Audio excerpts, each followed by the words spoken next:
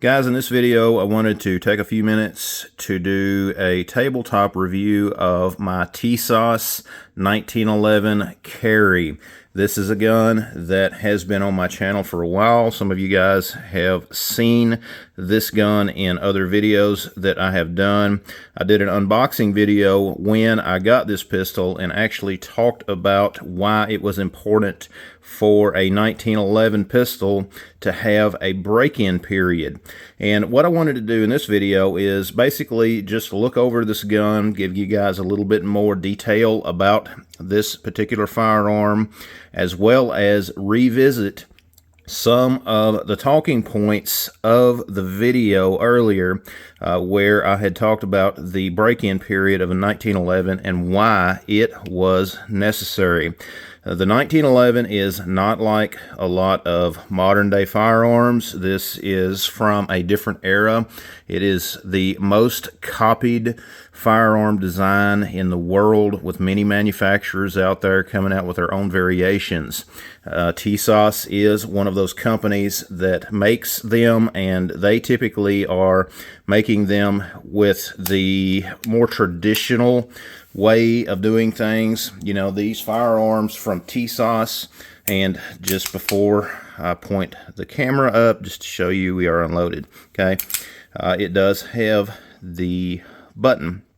That's something that is not used as much on some 1911s. There are a lot of manufacturers out there that are going with full-length guide rod instead of the traditional GI button on this pistol. As you can see, when I lock it back, it does not have the full-length guide rod. It is the traditional 1911 style barrel bushing. And of course, this model in particular is shorter. It is designed as a carry model. Now, if some of you guys have been following my channel, you know that I recently did replace the factory grips. These guns come with a cheap plastic grip, and I recently picked these grips up from Lock Grips. They'd actually sent me a few pairs out, and they are a very nice grip, particularly for 1911s. You know, they offer several different styles and stuff. I'll put a link down in the description of this video. This particular gun is one that I will carry. If I carry a 1911, this one is the one that I'm going to be reaching for in most cases. If you guys have been a follower of my channel, you know that I do own several 1911s, but this is one of them that I carry much more than the others. I have put the round count through this gun, and it has shown itself to be very reliable.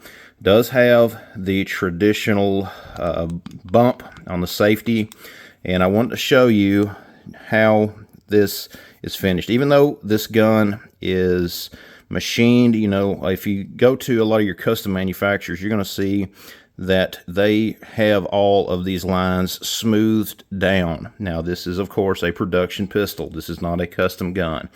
But for a production pistol, the tolerances on it are very tight.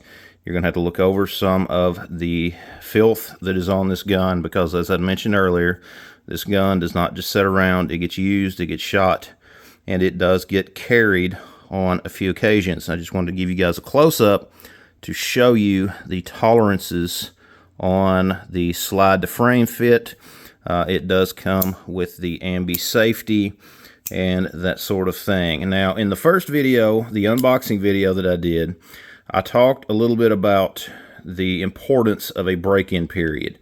Now, there are some folks out there that wanted to criticize and say that I was basically riding the slide down when I chambered around. You know, go back and check out that video and you'll see what I'm talking about.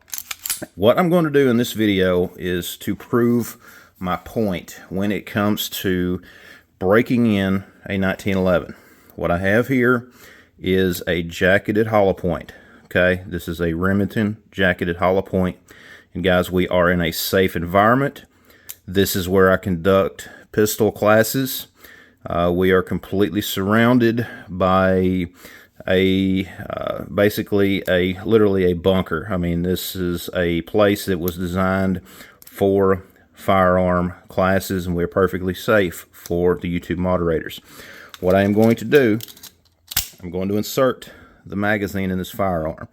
I am going to deliberately ride the slide forward on this 1911. Of course, disengage the safety.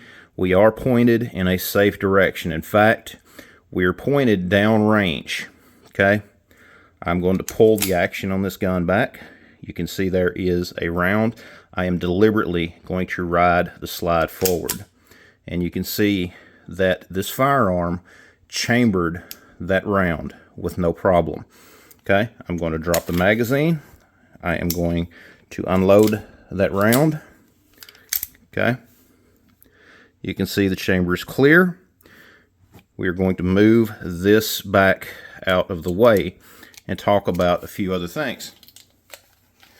With the 1911, the design, the features, everything that is on them, they do need, in most cases, a break-in period. Now, there are a lot of folks, especially those that love modern firearms, that say a well-made 1911 will not need a break-in period. Go back to any of these custom gun makers, and you will see that there are always some recommendations that they need to have a break-in period. Okay, if you look at the recent video that Hickok 45 did, where he was shooting a Dan Wesson, he actually mentioned that very same thing in his video. That's a Dan Wesson. It's a very nice 1911, but he stated plainly that the gun needed a little bit of break-in period, and he actually had some malfunctions with that firearm in his video. Okay, there are many people out there that criticize 1911s without truly understanding 1911s. As I mentioned earlier, completely different design, but one that has been shown to be very reliable once they get broken in. Okay, there's many manufacturers out there doing a lot of great things with these guns. This is more along the lines of a budget 1911, but it is one that should not be ignored. There are many budget 1911 makers out there that are making great firearms. Admittedly, there are some that are better than others. There are some budget gun makers out there that are doing a terrible job, but others are doing a fantastic job. Now, just to show you some of the additional features on this particular firearm, I want to show you the trigger. This has a very nice trigger for a 1911. Okay, I'm going to show you there just a little bit of take up, and we hit the wall. I begin to press, the hammer falls. Okay, now let's show you the reset. The reset on this, inching out very easily. Right there's the reset. Okay, very tight reset on this particular firearm. Okay, this gun is one that I really enjoy shooting. It is very accurate. Now, the sights are only a standard 3-dot sight. They're nothing fancy, but they work. Okay, the Novak style, that's one thing that I don't like about them is the taper that is here, and eventually I may replace them. That's something that I just have not done yet, because if you're ever going to have to do any kind of manipulation, one-handed manipulation with this firearm, you will want to have a sight that has some type of a ledge that you can rack off of. Another thing about a Carry 1911 is you want an ambi safety. That's just a preference of mine, because what if something happens to your primary hand?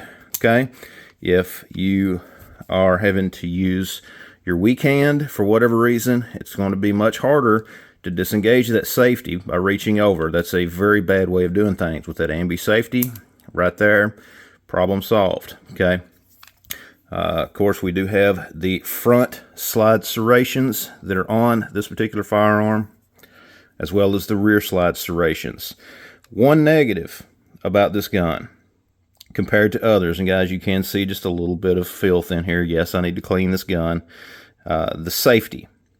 The safety is not as crisp as some of my Kimbers or things like that, as far as how crisp that is, how that click is when you put it on safety or take it off, but it is still very good. It is a very functional safety. It does exactly what it is designed to do. Okay, stainless, very nice. That was one of the things that drew me to this gun. And as you can see, it does have a little bit of wear on it. You know, I've got the rounds through it. That's why I will carry this gun, because it has shown itself to be reliable.